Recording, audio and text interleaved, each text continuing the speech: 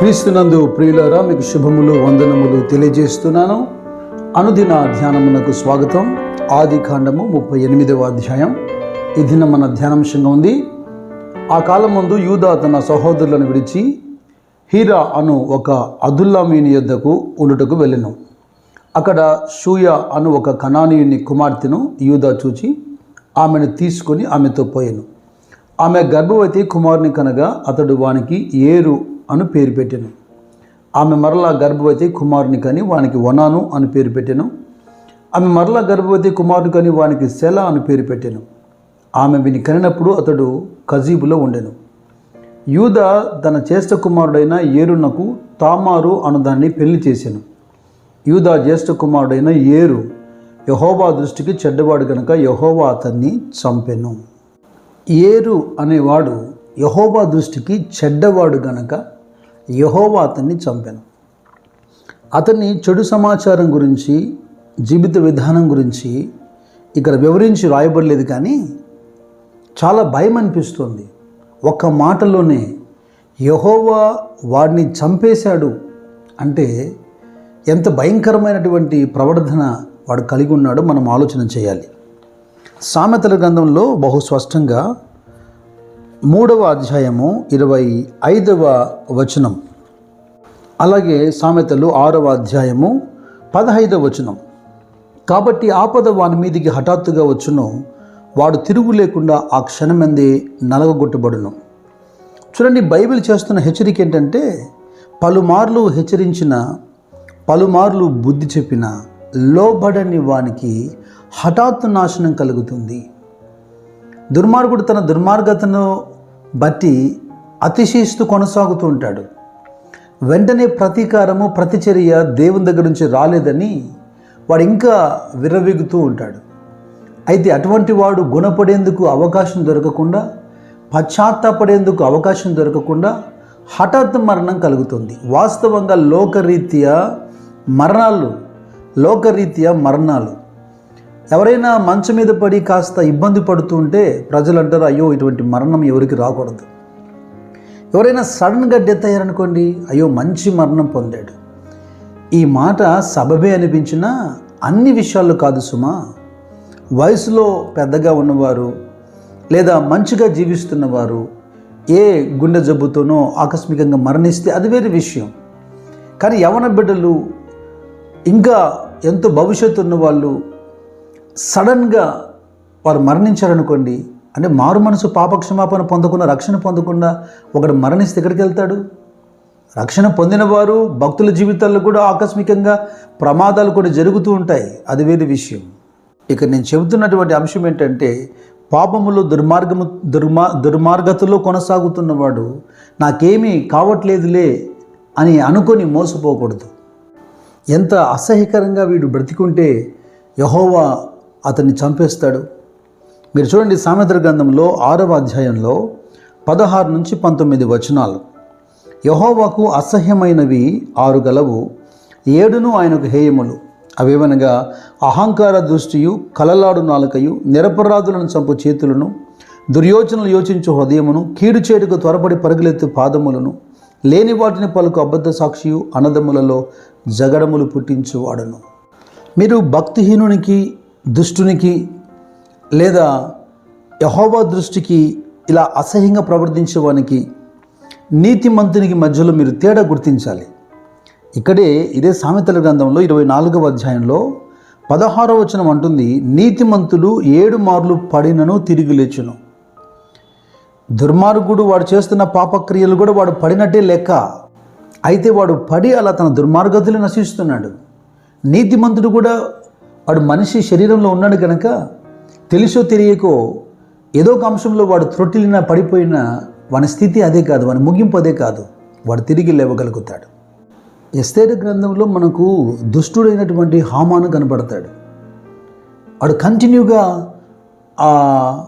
హాని చేయడం, కీడు తలపెట్టడం, ఇంకా ఇజ్రాయెల్ ప్రజలే, ఒకరు కాదు ఇద్దరు కాదు, ఆ వంశమే లేకుండా చేయాలని ఆలోచించటం.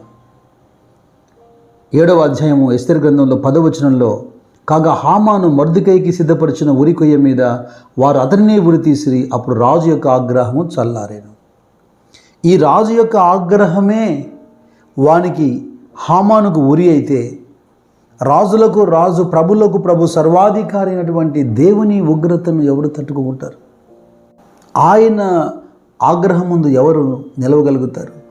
నా ప్రియ సహోదరి సహోదరులారా, యవనస్తులారా, దైవికమైన భయం కలిగి దుష్టత్వము నుంచి మనము మరలునట్లుగా కొన్ని విషయాలు మనం ఇక్కడ ధ్యానం చేద్దాం.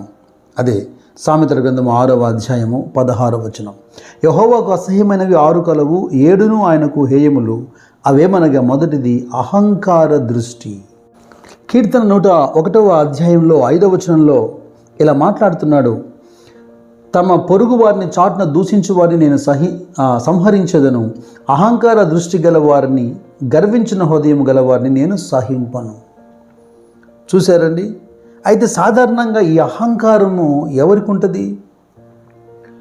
మొట్టమొదటిగా యవ్వన కాలంలో ఉన్న యవ్వనాన్ని బట్టి, బలాన్ని బట్టి చాలామంది అతిశయిస్తుంటారు. మరికొందరైతే తమకున్న గుర్రములను బట్టి, రథములను బట్టి, అనగా ఐశ్వర్యమును బట్టి, సంపదను బట్టి మాకేం కొదవలేదు, ఒకరితో మాకు అవసరమే లేదు అని అహంకారపూరితంగా మాట్లాడుతుంటారు. మరికొందరైతే తమకున్నటువంటి అందమును బట్టి, పురుషుల్లో కాస్త తక్కువ అనిపించిన స్త్రీలైతే తమ అందమును బట్టి, మరికొంత భయంకరమైన రోగం ఏంటంటే లోకంలో కులమును బట్టి అహంకారం. తాము అనుసరిస్తున్నటువంటి ఆ కులము, ఆ మతాన్ని బట్టి ప్రజల్లో అహంకారం. అయితే నరుల అహంకారం తగ్గించబడుతుందని లేఖనం అంటుంది కదా. పేతురు భక్తుడు కూడా ఇలా రాస్తున్నాడు, మొదటి పత్రిక 5వ అధ్యాయము 5వ వచనంలో, ఆయన దేవుడు అహంకారులను ఎదిరించి చివరి భాగంలో దీనులకు కృప అనుగ్రహించును. కనుక మరి దేనిని బట్టి కూడా మనలో అహంకారము ఉండకుండా మనం జాగ్రత్త పడాల్సినటువంటి అవసరం ఉంది. ఇక దేవునికి అసహ్యమైనటువంటి రెండవ అంశం ఏంటంటే, ఇక్కడ కళ్ళలాడు నాలుక, అంటే అబద్ధములాడేటువంటి పెదవులు అని అర్థం. యేసుక్రీస్తు ప్రభు చాలా స్పష్టంగా ఆయన మాట్లాడుతూ ఆయన ఉపదేశాల్లో, ఇదిగో మీ మాట అవునంటే అవును, కాదంటే కాదని ఉండవలెను. మత్తయి సువార్త 5:30 మనం చూస్తాం. అంతకు మించి పుట్టినది, అంటే వాటికి మించి పుట్టినది దుష్టు నుండి పుట్టినది. ప్రారంభం నుంచి వాడు అబద్ధికుడు కదా. అసలు అబద్ధం ఎక్కడ స్టార్ట్ అయింది మీకు తెలుసా? ఎక్కడ అబద్ధం ప్రారంభమైంది? ఆదికాండం 3:4లో మొట్టమొదటి అబద్ధం మనం చూస్తాం. ఆదికాండం 3:4లో, మీరు ఆ పండు తింటే చావనే చావరు అనే అబద్ధం ప్రారంభించబడింది. అయితే ఈ అబద్ధానికి ఒక ముగింపు కూడా ఉంది. చాలామంది జీవితాల్లో అబద్ధం అంటే అదేదో పెద్ద పాపం కాదులే, అదే వ్యభిచారం కాదు, మోసం కాదు, నరహత్య కాదు, దొంగతనం కాదు, ఈ అబద్ధానికి కూడా ఇంత పెద్ద శిక్ష ఉంటుందా అని కొంతమంది ఆలోచిస్తారు. కానీ వాక్యం అంటుంది ప్రకటన గ్రంథం 21వ అధ్యాయంలో, నేను చెబుతున్నాను కదా, అబద్ధము ఆదికాండంలో ప్రారంభించబడింది, అది కొనసాగించబడింది, కానీ దానికి ఒక ముగింపు ఉంది. ప్రకటన 21:4 మీరు గమనించండి, 8వ వచనం మీరు గమనించండి. పిరికివారును, అవిశ్వాసులను, అసహ్యులను, నరహంతకులను, వ్యభిచారులను, మాంత్రికులను, విగ్రహారాధికులను, అబద్ధికులను అగ్నిగంధకములతో మండు గుండములో పాలు పొందుదురు, ఇది 2వ మరణం. అవిశ్వాసులు, అసహ్యులు, నరహంతకులు, వ్యభిచారకులు, అదే జాబితాల్లో అబద్ధములాడువారని కూడా రాయబడింది. అబద్ధం ఏం చిన్న విషయం కాదు. ఇక 3వ విషయానికి వస్తే, నిరపరాధులను చంపు చేతులు అంటున్నాడు సామెతలు 6:17లో. నిరపరాధులను చంపు చేతులు. ఈ విషయంలో మనం ఒకవేళ నిరపరాధులను చంపే వారు అంటున్నారు కదా, మేమెందుకు ఒకరిని హత్య చేస్తాం, ఎందుకు చంపుతాం అని ఆలోచించవచ్చు. మీరు గమనించండి, సామెతలు 28వ అధ్యాయంలో 17వ వచనంలో, ప్రాణము తీసి దోషము కట్టుకునివాడు గోతికి పరిగెత్తుచున్నాడు, ఎవరును వారిని ఆపకూడదు. ఇతరులకు ప్రాణహాని తలపెట్టిన వాడు గోతికి పరిగెత్తుతున్నాడట, వాని ఎవరు కూడా ఆపకూడదు అంటున్నాడు. యెషయా 1:15లో కూడా, మీ చేతులు రక్తముతో నింపబడి ఉన్నాయి, మిమ్మల్ని కడుక్కొనండి, శుద్ధి చేసుకోనండి, మీరు చేతులు చాపినప్పుడు నేను వాటి వైపు చూడను, మీ ప్రార్థన ఆలకించను అంటున్నాడు. అయితే నరహత్య చేయు వారికి గురించి మాత్రమే కాదు సుమా, దేవుని బిడ్డలమైన మనము, విశ్వాసులమైన మనము హత్యలు చేస్తామా? అయితే కాస్త సున్నితంగా మనం ఆలోచన చేస్తే, యోహాను భక్తుడు తన మొదటి పత్రికలో 3వ అధ్యాయంలో 15వ వచనంలో ఇలా రాస్తున్నాడు, తన సహోదరుని ద్వేషించువాడు నరహంతకుడు, ఏ నరహంతకుని అందురియు నిత్య జీవం ఉండదని మీరు ఎరుగుదురు. చూడండి, ఆధ్యాత్మికమైన లోకములో పౌలు బర్నబాల మధ్యలో పుట్టినట్టుగా చిన్న చిన్న కలహములు, భేదములు, అభిప్రాయ భేదములు పుట్టవచ్చు. సాత్వికముతో, మంచి మనసుతో, ప్రేమతో వాటి గురించి మనం మాట్లాడవచ్చు, తర్కించవచ్చు. కానీ ఈరోజు మనం చూస్తున్నాం, సేవకులే ఎంత బహిరంగంగా రోడ్డు మీద పడి వారి నాలుక కింద విషసర్పం ఉన్నది అన్నట్టుగా విషాన్ని కక్కుతూ ఎదుటివాడి మీద ద్వేషంతో రగిలిపోతూ వాక్శుద్ధులు కూడా లేకుండా దుర్భాషలాడుతూ, నా ప్రియ సహోదరుడా, సహోదరి, నీ సహోదరుని ద్వేషించువాడు నరహంతకుడితో సమానం అంటుంది బైబిల్. జాగ్రత్త. ఇక మరొక విషయం ఏంటంటే, దుర్యోచనలు యోచించు హృదయం. దుర్యోచనలు యోచించు హృదయం. వారి హృదయం అట బలాత్కారము చేయటానికి యోచిస్తూ ఉంటుందట. వారి పెదవులు కీడు గురించే మాట్లాడుతుంటాయట. అంటే కీడు కానీ చెడు కానీ ఎవరికైనా చేయకపోతే వారికి నిద్ర పట్టదు అన్నట్టుగా. దీనిని మనము కుయుక్తి కూడా అనొచ్చు. యేసుక్రీస్తు ప్రభు కూడా తాను చెప్పారు. లూకా సువార్త 16వ అధ్యాయంలో 8వ వచనంలో అన్యాయస్తులైన గృహ నిర్వాహాధికారి వారి ఎగ్జాంపుల్ చెబుతున్నప్పుడు ప్రభు చెప్పాడు కదా, వెలుగు సంబంధుల కంటే ఈ లోక సంబంధులు తమ తరమును బట్టి చూడగా యుక్తిపరులుగా ఉన్నారు. దేవుని పిల్లలు ఎంతో ఇన్నోసెంట్గా, యథార్థంగా, నీతిగా బ్రతుకుతూ ఉంటారు. కానీ వారికంటే లోక సంబంధులే కాస్త యుక్తిగా అది జ్ఞానం అనట్లేదు, అది ఒక కుయుక్తి. మరి ఇటివారి గురించి అపోస్తలుడైన పౌలు సంఘంతో మాట్లాడుతూ ఏమన్నాడు? కొరింథీ మొదటి పత్రిక 3వ అధ్యాయము 20వ వచనంలో, జ్ఞానులను వారి కుయుక్తులు ఆయన పట్టుకొనును, మరియు జ్ఞానుల యోచనలు వ్యర్థములని ప్రభువునకు తెలియను అని వ్రాయబడి ఉన్నది. ఈ క్లుప్త సందేశాల్లో ఇక సమయం లేదు కనుక నేను ముగింపుకు వచ్చేస్తున్నాను.